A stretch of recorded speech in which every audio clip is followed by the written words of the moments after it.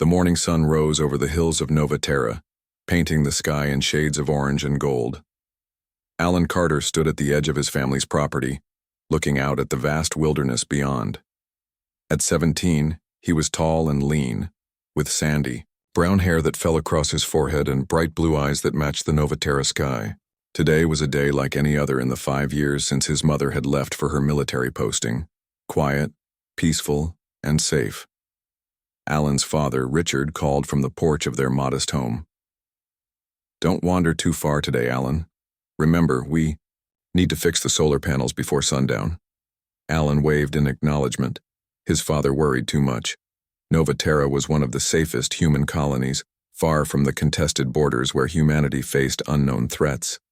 Or at least, that's what everyone believed. "Just going to check the eastern ridge, Dad. Thought I saw something strange there yesterday," Alan replied. "I'll be back for lunch."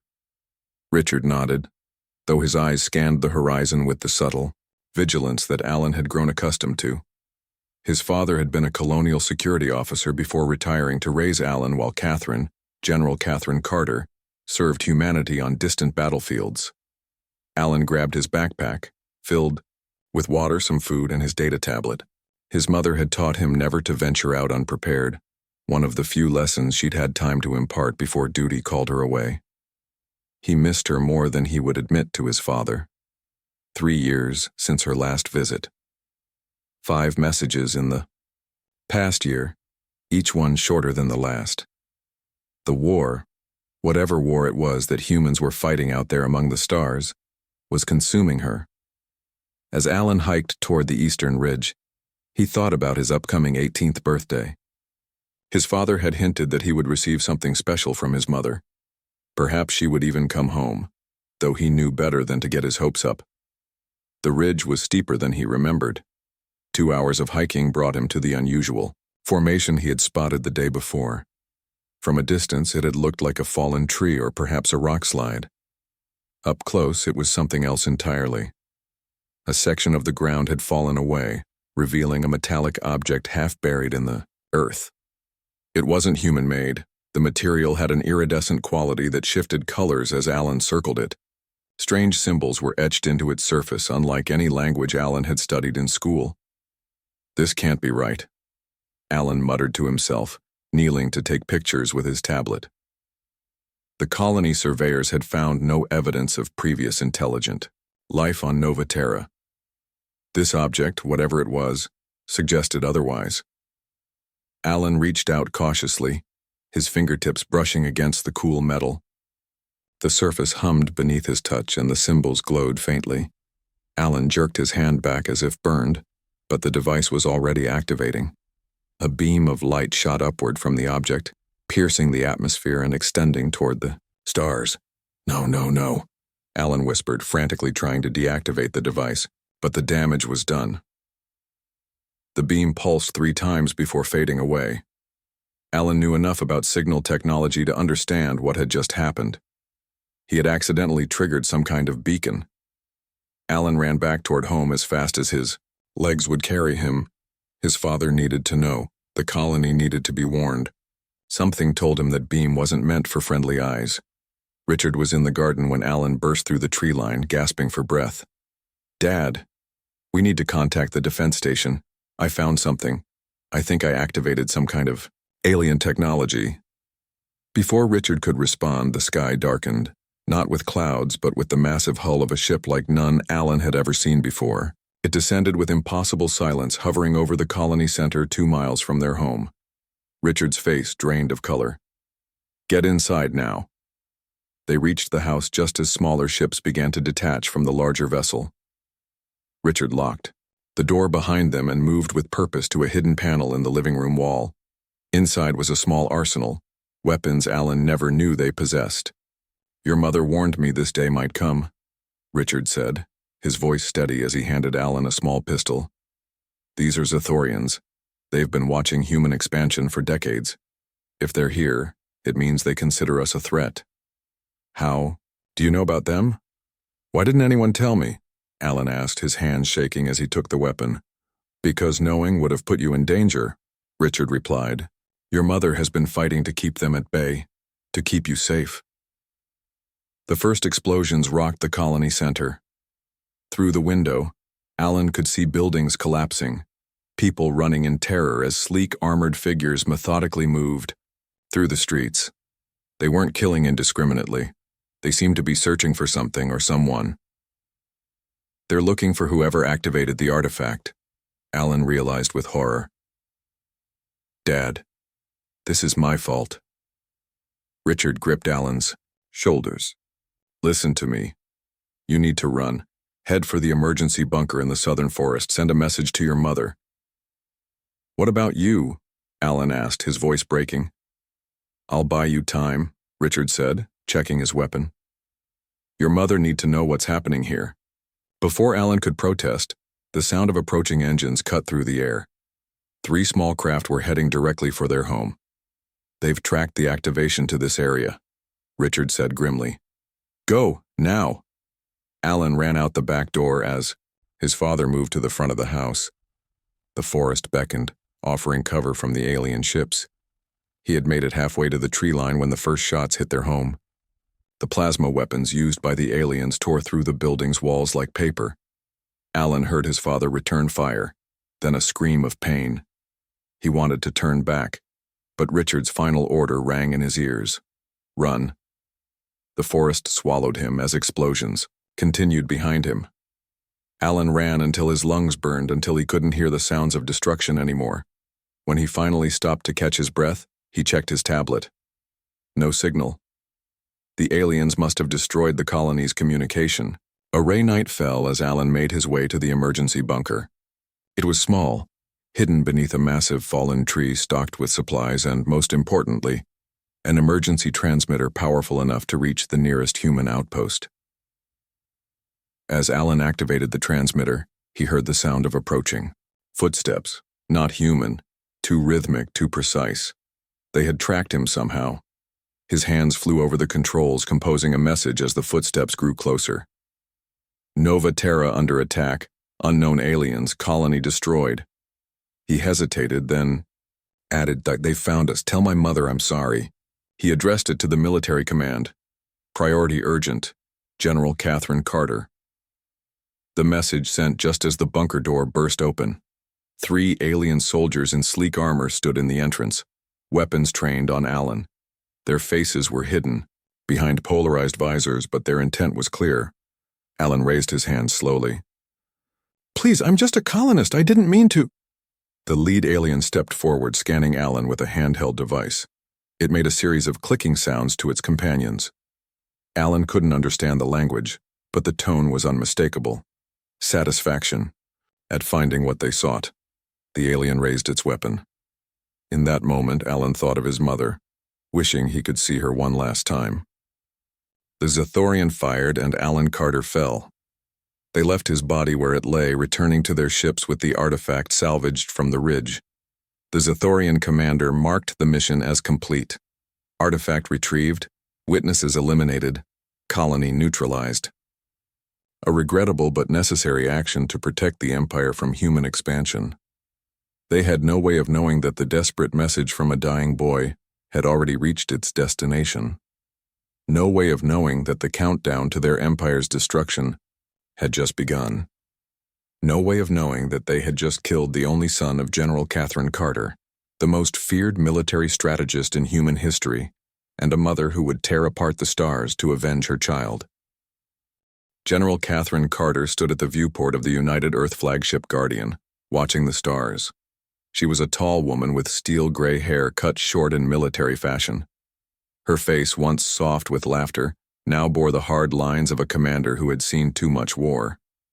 Her blue eyes, the same shade as her son's, scanned the darkness of space as if searching for enemies. Behind her, the Arcturian delegates waited. The blue-skinned aliens had requested this peace meeting after years of border skirmishes with humanity. Catherine had been chosen to represent Earth's interests because of her reputation for both fierceness in battle and fairness in negotiation. "General Carter," said Captain Lisa Wells, approaching with a datapad, "we've received a priority message from Nova Terra Colony." Catherine didn't turn. Nova Terra, the home she hadn't seen in 3 years. the place where her husband and son waited for a wife and mother who was always too busy saving humanity to remember her own family. "Is it from Richard?" she asked, her voice betraying no emotion. "No, ma'am, it's from your son. Emergency channel." Now Catherine turned, taking the data pad with steady hands that belied the sudden racing of her heart. Emergency channel. Messages were used only in the direst circumstances. The message was short: colony under attack, unknown aliens. And then, the words that shattered Catherine's carefully maintained composure. "They've found us. Tell my mother I'm sorry." The timestamp showed the message was sent 12 hours ago. Attached was a brief video file, security footage from Nova, Terra's defense system showing massive ships of unfamiliar design descending on the peaceful colony. The footage ended abruptly. "Get me Admiral Jones," Catherine ordered, her voice tight. "I need immediate clearance to take a rapid response team to Nova Terra." "Ma'am," Captain Wells hesitated. "The Arcturian delegation—" "Tell them there's been a delay," Catherine snapped. Then, gathering herself, she added, "No, I'll tell them myself." In the conference room, the Arcturian delegates rose as Catherine entered. Their leader, Ambassador Zarel, sensed the change in her demeanor immediately. "General Carter, something troubles you," the alien observed, its large eyes studying her face. "Ambassador Zarel, I've received word that my home colony is under attack by unknown forces. I must request a brief postponement of our talks while I investigate." The Arcturian tilted its head. "Your home? Where your family dwells?" "Yes." The ambassador conferred briefly with its companions in their musical language. Then, surprisingly, it said, "We will accompany you, General Carter." "That's not necessary. Among my people, an attack on a negotiator's family is an attack on all parties at the peace table," Zarel explained. "If someone has violated this principle, the Arcturian Collective wishes to witness this offense firsthand." Before Catherine could argue further, the ship's alarm blared. Admiral Jones's voice came over the comm system. "General Carter to the bridge immediately." On the bridge, a grim-faced Admiral Jones waited with Chief Intelligence Officer Diane Bell. "Catherine," the Admiral said, using her first name, a bad sign. "We've identified the ships from the Nova Terra footage." Officer Bell brought up enhanced images on the main screen. "Zathorian Empire vessels. We've had minimal contact with them, until now, but intelligence suggests they control at least 30 star systems beyond the Orion Arm." Catherine stared at the images, memorizing every detail of the ships that had attacked her family. "What's the status of Nova Terra?" The Admiral and Intelligence Officer exchanged looks. "Tell me," Catherine demanded. "All communications with Nova Terra ceased shortly after your son's message," Bell said quietly. "Our long-range scans show significant thermal events consistent with widespread destruction." "I'm sorry, General." Catherine's face remained impassive, but her hands clenched at her sides. "I need a ship." "You're in the middle of critical negotiations," Admiral Jones began. "The Arcturians are coming with us." Catherine cut him off. "They consider this an affront to the peace process." The Admiral looked surprised but nodded. "Take the Valiant, it's our fastest corvette." "But Catherine, this is reconnaissance only. Do not engage the Zathorians if they're still there, that's an order." Catherine nodded curtly, already moving toward the door. 6 hours later, the Valiant dropped out of faster-than-light travel at the edge of the Nova Terra system. Catherine stood on the bridge, Ambassador Zarel at her side, as they approached the once beautiful colony world. From orbit, the devastation was clear. The main settlement was a blackened scar on the planet's surface. No signs of life appeared on the sensors. No Zathorian ships remained in the system. "They struck and left," Captain Aaron Myers of the Valiant observed. "Hit-and-run tactics." "No," Catherine said coldly. "They found what they were looking for. Then they left." Catherine led the first team to the surface. The air still smelled of smoke and plasma discharge. Bodies lay where they had fallen, colonial civilians caught in an attack they had no chance of defending against. Catherine moved through the ruins with mechanical precision, her face a mask that revealed nothing of the storm raging inside her. She knew where she was going. Home. The Carter family dwelling was partially collapsed, one wall blown open by weapons fire. Inside, Catherine found Richard. He had died defending their home, his security pistol still clutched in his hand. Catherine knelt beside him, touching his face gently. "I'm sorry I wasn't here," she whispered, but Alan wasn't there. Catherine searched the ruins methodically, finding no trace of her son. Hope flared briefly. Perhaps he had escaped, until she remembered the emergency protocols she had established for her family. If there was danger, Alan was to head for the bunker in the southern forest. Catherine moved quickly now, leaving the landing party behind. She knew these woods better than anyone. The small bunker was hidden beneath a massive fallen tree, its entrance concealed by underbrush. The door hung open, broken from its hinges by force. Inside, she found her son. Alan lay on his back, eyes open to the sky he would never see again. A single shot had struck him in the chest. His tablet lay beside him, the emergency transmitter still active.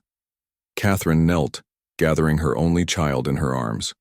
For the first time in 15 years, General Catherine Carter wept. When Ambassador Zrel found her an hour later, the tears were gone. In their place was something the Arcturian had never seen in a human face before. A cold, calculating rage that seemed to radiate from her very being. "My son activated something," Catherine said, showing Zrel the images from Alan's tablet. "An alien artifact. That's why they came." The Arcturian studied the images. "This is old Empire technology. Very dangerous, very powerful." "The Zathorians took it," Catherine said. "It wasn't a question." "Yes. And they killed your son to keep it secret." Zrel hesitated, then added, "General Carter, my people have had encounters with the Zathorian Empire before. They are ruthless, methodical conquerors who believe themselves destined to rule all sentient species." Catherine stood, still holding Alan's body. "Ambassador, I need to return to Earth with my son, but I believe our negotiations just became much simpler." "How so?" "Because now humanity and the Arcturian collective have a common enemy." Catherine looked down at her son's face one last time. "And I have a promise to keep." That night, in her quarters aboard the Valiant, Catherine activated the data crystal Richard had given Alan, the one meant for his 18th birthday. In it were all her contingency plans, all her classified intelligence on potential threats to humanity, including the Zathorians. She had known they were out there, had been preparing for them for years, but she had failed to protect what mattered most. "They don't know who you were, Alan," she whispered to the empty room. "They don't know who I am, but they will learn." On the Zathorian throne world of Kithzara, Imperial Sovereign Dravik stood before the massive window in his private chamber. Unlike humans, Zathorians were tall, slender beings with silvery skin that reflected light in subtle patterns. Their 4 eyes, arranged in a diamond pattern, allowed them to see across multiple light spectrums. Dravik's royal armor gleamed with precious metals, marking him as ruler of the largest empire in this part of the galaxy.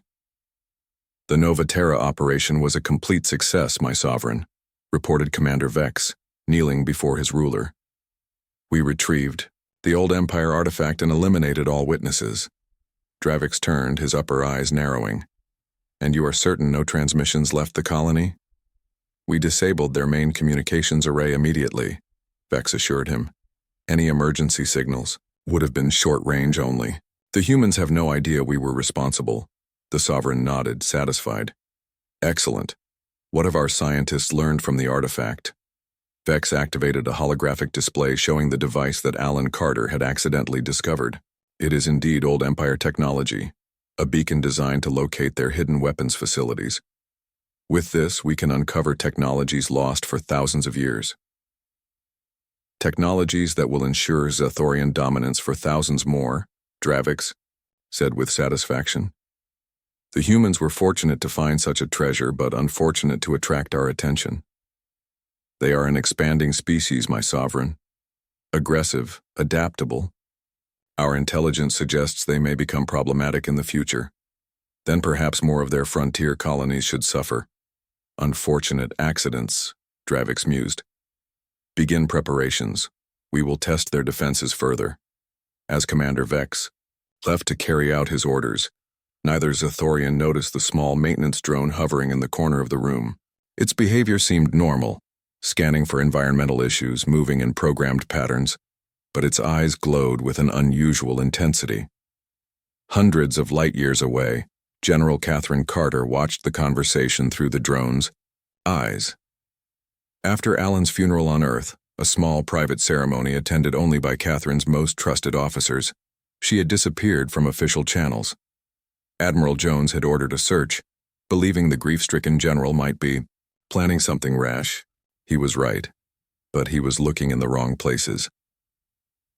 Catherine sat in a small, nondescript vessel at the edge of Zathorian space. The ship bore no military markings, no identification of any kind.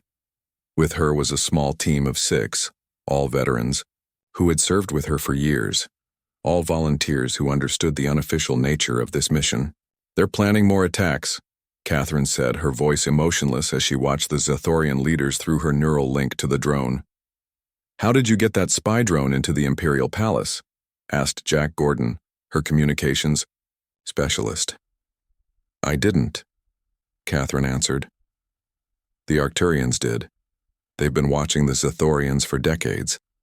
Since the discovery of Nova Terra's destruction, Catherine had been working tirelessly. The peace negotiations with the Arcturians had concluded in record time, with terms far more favorable to both sides than anyone had expected. What no one knew was that Catherine had negotiated a secret clause, Arcturian intelligence support, against the Zathorians.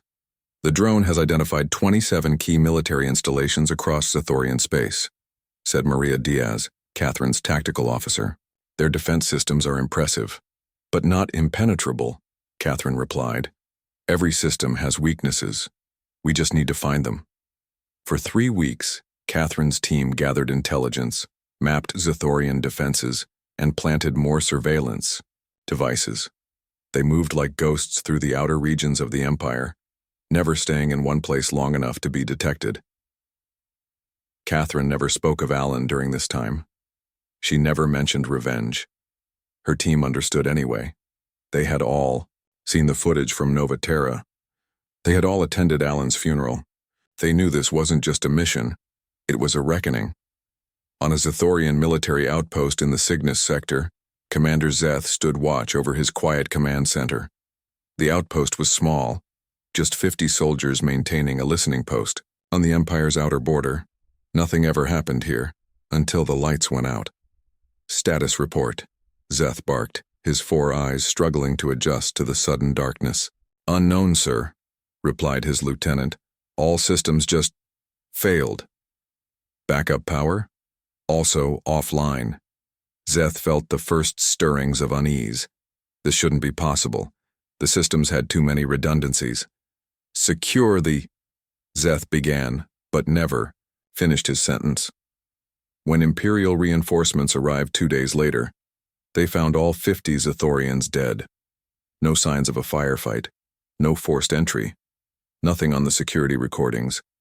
Just a small human military insignia left in the commander's quarters on Kith Zara. Sovereign Dravix received the report with growing concern. How is this possible, he demanded. Our outposts do not simply go silent. There's more, my sovereign, said his intelligence chief. 3 other border installations have gone dark in the past week. Each time the same pattern, complete. System failure followed by the elimination of all personnel. These are acts of war, Dravix growled. Who dares? The intelligence chief hesitated. The only clue is this. He displayed an image of the insignia found at each site. It belongs to the United Earth Defense Force. Humans. Dravix was incredulous. They lack the capability to strike so deep into our territory. Not necessarily, my sovereign.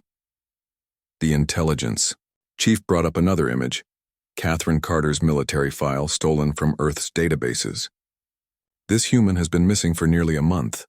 General Catherine Carter, their most decorated military strategist. Dravik studied the image of the stern-faced woman. What would drive one human to such actions? Their government would not risk open war with us. Sir, there is another factor.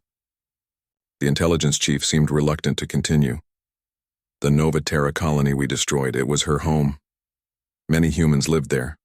Why would one military officer act alone? Not just her home, my sovereign. Her husband and son lived there. The boy specifically was the one who activated the beacon. The one Commander Vex personally executed as a witness. For the first time, Dravix felt a chill of genuine concern. You're suggesting this is personal? Humans are known to form strong familial bonds. Our psychological profile indicates this. General Carter was particularly attached to her offspring despite her long absences on military duty. Dravix considered this information. Find her, use whatever resources necessary, and double the palace guard. That night, as Sovereign Dravix slept in his heavily protected chambers, his personal data terminal activated without warning, the screen displayed a single image, a young human boy with blue eyes smiling at the camera. Beneath it, a message in perfect Zethorian script. His name was Alan. He was 17. You took him from me. Now I'm coming for you.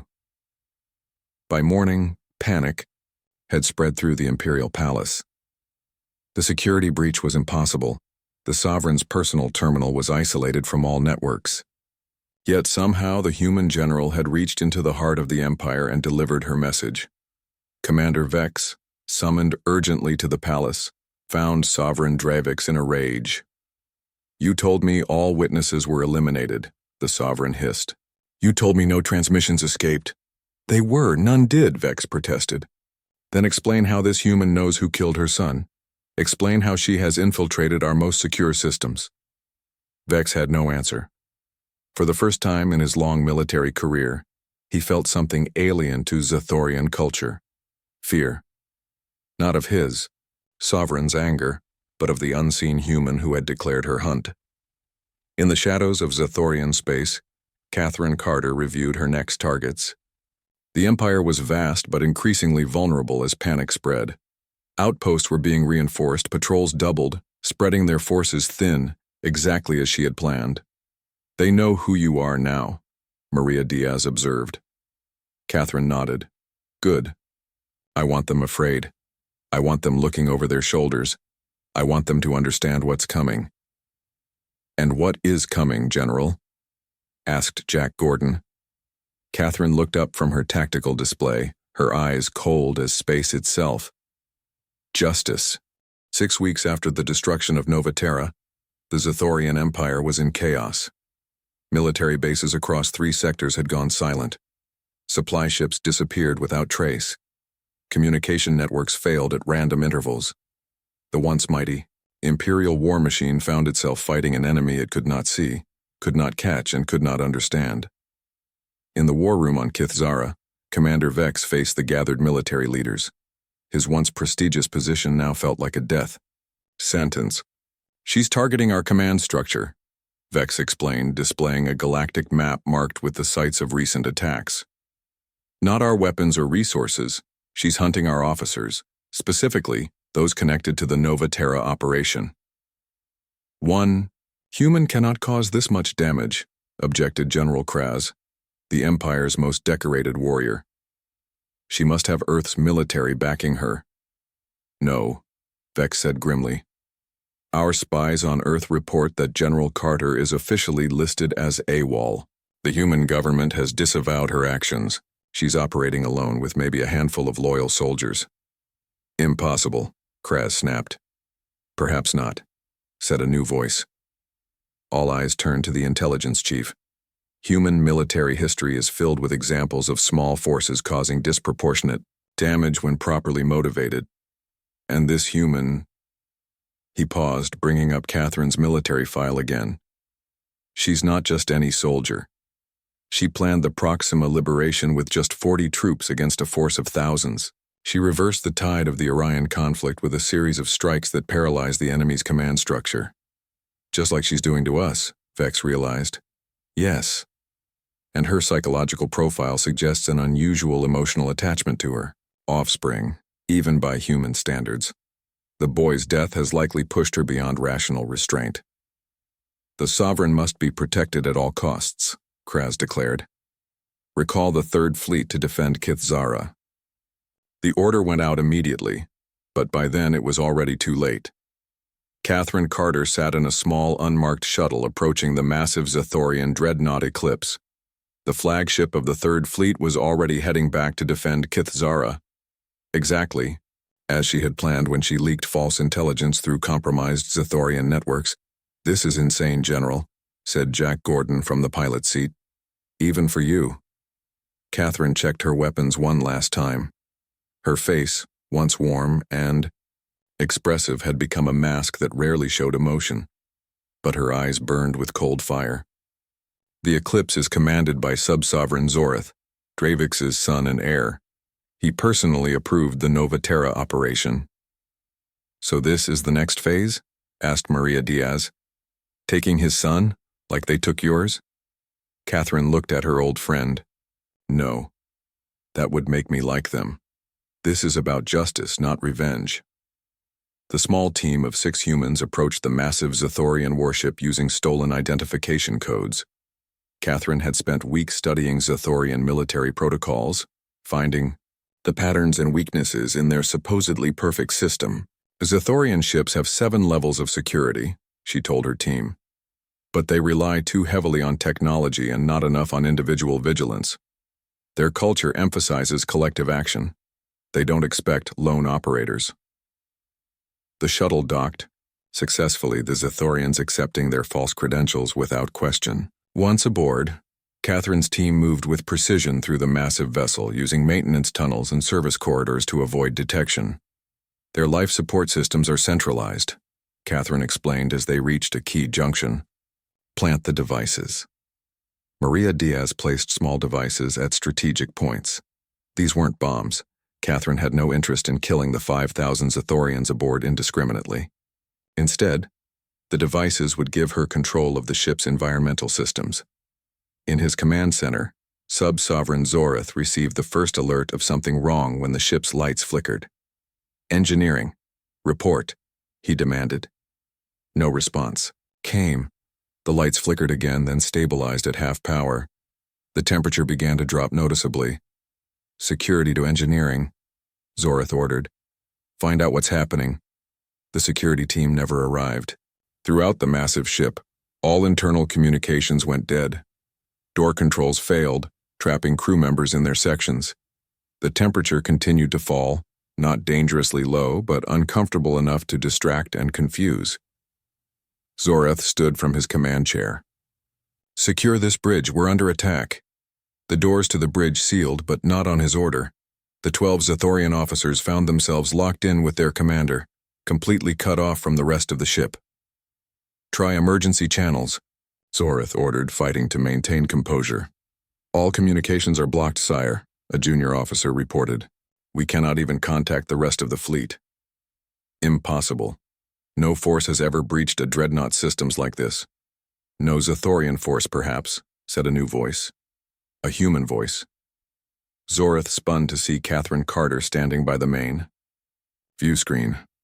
She wore standard black assault armor, a human military pistol at her side. Somehow she had been on the bridge the whole time, unnoticed in the chaos. "How did you get aboard my ship?" Zoreth demanded. "The same way I got into your father's private chambers," Catherine replied calmly. "Your empire has grown arrogant, Zoreth. You believe your technology makes you invincible. It doesn't." The Zathorian commander reached for his weapon, but Catherine was faster. Her shot struck his hand, making him cry out in pain. "I didn't come to kill you," she said. "If I wanted that, you'd already be dead." "Then what do you want, human?" Zoreth hissed through his pain. Catherine activated a small device. The main screen changed to show footage from Nova Terra, the attack, the destruction, and finally, Alan's last moments as he was cornered and executed. "His name was Alan Carter," Catherine said, her voice steady but intense. "He was 17 years old. He never hurt anyone. He accidentally found an artifact your people have been searching for, and for that your soldiers executed him like a criminal." Zorith watched the footage, his four eyes blinking in patterns that showed his discomfort. The operation was justified. We could not risk the humans learning about old Empire technology. He was my son, Catherine said simply. For the first time, real fear showed in Zorith's expression. You're the one who's been attacking our outposts. I'm a mother who buried her child, Catherine corrected him. I'm a soldier who understands strategy, and I'm the last person your empire will ever underestimate. She approached Zorith slowly. The other Zathorian officers remained frozen, uncertain what to do against this lone human who had somehow disabled their entire ship. You're going to deliver a message to your father, Catherine told the sub-sovereign. Tell him I could have taken his son just as he took mine, but instead I'm sending you back as a warning. She pressed another control. Throughout the ship, systems began to return to normal. Your fleet can escort you home, Catherine said. But know this. Every officer who approved the Novaterra operation, every soldier who participated in it will answer for their actions. Your empire started this war. I'm going to finish it. My father will hunt you to the ends of the galaxy, Zorith warned. Catherine smiled, but there was no warmth in it. I'm counting on it. By the time Zathorian security forces reached the bridge, Catherine and her team were gone, vanished completely as if they had never been there. The only evidence of her visit was the corrupted computer systems and the haunted look in Sub-Sovereign Zorith's eyes as he watched the footage of a human boy dying over and over again. On Kith Zara, Sovereign Dravix received his son's report with growing rage and growing fear. A single human had infiltrated their most powerful warship, controlled it completely, and then disappeared without a trace. The same human whose child they had killed without a second thought. Find her, Dravix ordered his generals. Use every resource, every ship, every soldier. Find this General Carter and destroy her before she tears our empire apart. But in the shadows between stars, Catherine Carter was already planning her next move. The Zathorians had taught her son about fear in his final moments.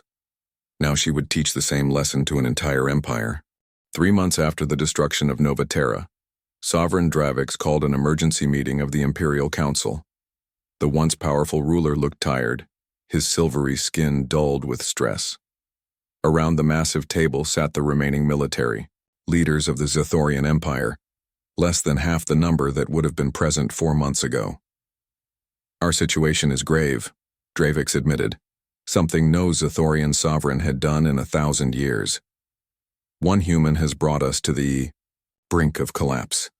The holographic display in the center of the table showed the extent of the damage. 17 major military bases destroyed, 32 supply depots raided, over 300 officers connected to the Novaterra operation killed or captured, and most alarming, rebellions breaking out on 7 subjugated worlds as Catherine Carter provided weapons and intelligence to resistance groups. The human coalition is preparing a major offensive, reported the new intelligence chief. With General Carter's tactical guidance, they have formed alliances with the Arcturians, the Rigelian Compact, and several other species who fear our expansion. And our own forces? Dravix asked. Stretched thin. Morale is problematic. The lower ranks whisper about the human general. Some believe she cannot be killed. Commander Vex, one of the few surviving officers from the original Novaterra operation, spoke up. We must sue for peace, offer reparations for Novaterra, give the humans the old Empire technology if necessary, surrender to one human. Dravix's voice rose in anger. I will not be the first sovereign in our history to bow to an inferior species. Then we will be the last generation of our empire, Vex said quietly. Before Dravix could respond, the palace, alarms blared. Guards rushed into the council chamber surrounding the sovereign. The palace is under attack, the guard captain reported. Unknown forces have breached the outer defenses. Impossible, Dravix whispered. Our security has been compromised, finished a calm voice from the doorway. Catherine Carter stood there, flanked by 6 humans in battle armor, and a dozen Arcturian warriors. Her hair had more gray now, and new lines marked her face, but her eyes still burned with the same cold fire. The Zathorian guards raised their weapons, but Catherine didn't even glance at them. If anyone fires, the explosive charges my team planted throughout this palace will detonate. Your choice. Dravik stared at the human who had single-handedly brought his empire to its knees. How did you get past our defenses? Your son told me, Catherine said simply. Zorith would never betray. He didn't betray you. He tried to protect you. Catherine stepped forward, her team keeping pace with her. When I spared his life, he understood what you still don't. This war can end without the extinction of either of our species. The council chamber fell silent as the human general approached the sovereign of the greatest empire in the sector. She seemed impossibly small next to the towering alien, yet somehow she dominated the space. I could kill you now, Catherine told Dravix. I could destroy this palace and everyone in it. I could burn your worlds like you burned mine. But that's not why I came. What do you want, human? Dravix asked, his voice subdued for the first time. Catherine activated a small device. The holographic display changed to show Alan Carter, not his death this time, but his life. Alan laughing with his father, Alan studying, Alan exploring the wilderness of Nova Terra. His name was Alan Carter, Catherine said, her voice steady. He was my son. He was a person, not a witness to be eliminated. He had dreams, hopes, a future. Your empire took that from him without a second thought. The Zathorian leaders watched in silence. This was a side of humans they had never considered, not their weapons or technology, but their capacity for attachment. The path we're on leads to mutual destruction, Catherine continued. I've proven I can dismantle your empire piece by piece. You've proven you can destroy innocent colonies. Neither of us wins if we continue. She pressed another control. The hologram shifted to display a detailed peace proposal. These are my terms. The Zathorian Empire will withdraw from all forcibly subjugated worlds. You will acknowledge your crimes against Nova Terra and other peaceful settlements. You will submit to oversight by a coalition council that includes humans, Arcturians, and representatives from all species in this sector. And if we refuse? Dravix asked, though his tone suggested he already knew the answer. Then I finish what I started, Catherine said simply, not as a grieving mother but as a general with the combined forces of 7 species at my command. For a long moment, Sovereign Dravix stared at the human before him. In her, he saw not just the architect of his empire's greatest defeat, but something his culture had never truly understood. The strength that came from emotional bonds rather than just military might. I accept your terms, he said finally. One by one, the remaining council members acknowledged their defeat, not to a human armada or superior technology, but to a mother's relentless pursuit of justice for her child. 3 weeks later, Catherine Carter stood alone on the rebuilt memorial grounds of Nova Terra. The colony was being resettled, the first new buildings rising from the ashes of destruction. At the center of the memorial garden stood a simple stone marker bearing Alan's name. It's done, she said quietly to the stone. They've signed the peace accords. The Zathorians are withdrawing from their conquered territories. The coalition is helping the freed worlds rebuild. Catherine knelt, placing her hand on the cool stone. I wish you could see it, Alan. Your death wasn't meaningless. It changed everything. From behind her came the sound of footsteps. Catherine turned to see Jack Gordon and Maria Diaz approaching. The Earth government has finally acknowledged our actions, Jack reported. They're calling you a hero, the architect of humanity's greatest diplomatic achievement. Catherine gave a small, sad smile. Politics. They condemned us until we succeeded. What now, General? Maria asked.